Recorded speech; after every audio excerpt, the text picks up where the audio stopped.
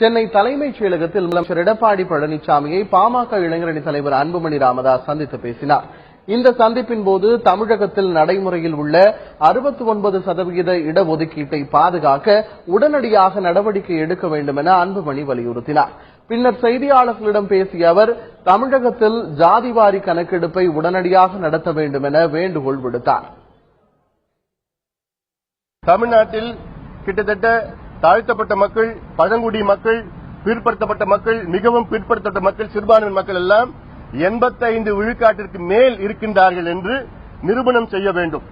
அப்படி நிரூபணம் செய்தால்தான் நமக்கு 69 விழுக்காடு இடஒதுக்கீடு தக்க வைக்க முடியும், பாதுகாக்க முடியும். இல்லையே நிச்சயமாக முடியாது. உச்சநீதிமன்றம் இதை தடை செய்து 50 விழுக்காட்டிற்கு குறைத்து விடுவார்கள். இது மிகப்பெரிய ஆபத்து, சமூக நீதிக்கு ஆபத்து.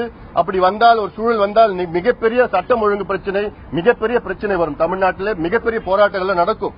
அதான் இதெல்லாம் எடுத்து முதல்வர் அவர்களை சந்தித்து இதெல்லாம் எடுத்து சொல்லி உடனடியாக சாதிவாரி கணக்கெடுப்பு தமிழ்நாட்டில் நடத்தி 69 விழுக்காட்டு இடஒதுக்கீட்டை தக்க வைக்க வேண்டும், பாதுகாக்க வேண்டும் என்று நாங்கள் கோரிக்கை வைத்தோம். இடஒதுக்கீட்டை காக்க தமிழகத்தில் ஜாதிவாரி கணக்கெடுப்பு நடத்த வேண்டும்.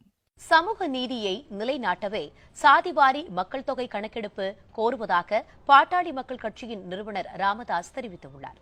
மக்கள் தொகை கணக்கெடுப்பை சாதிவாரி கணக்கெடுப்பாக நடத்த வலியுறுத்தி பாமக இளைஞர் சங்கம் சார்பில் சென்னை வள்ளுவர் கோட்டத்தில் போராட்டம் நடந்தது. இதில் கலந்து கொண்ட ராமதாஸ் தமிழகத்திலும் சாதிவாரியாக மக்கள் தொகை கணக்கெடுப்பு நடத்த கோரிக்கை விடுத்தார்.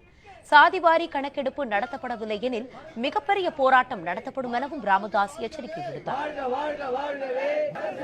மக்கள் தொகை கணக்கெடுக்கும் போது ஜாதிவாரி கணக்கெடுப்பு நடத்தணும், அப்படி அவர் நடத்தவில்லை என்று சொன்னால் நாங்களே தமிழ்நாடு அரசை நடத்தும் என்ற அதிகம் அழுத்தம் திருத்தமாக நம்முடைய முதலமைச்சர் அவர்கள் சொல்லணும். அதனால் இதைய முதலமைச்சர் அவர்களை இந்த போராட்ட களத்திலே அவரை நாங்கள் இப்பொழுது கேட்டுக்கொள்கிறோம். சமநிலையற்ற, சமூக நீதியற்ற ஒரு சமுதாயத்தில் நாம் வாழுகிறோம். அது இந்தியாவாக இருந்தாலும் அல்லது தமிழ்நாடாக இருந்தாலும் அதை சரி செய்கிறதுக்காக தான் கணக்கெடுக்க.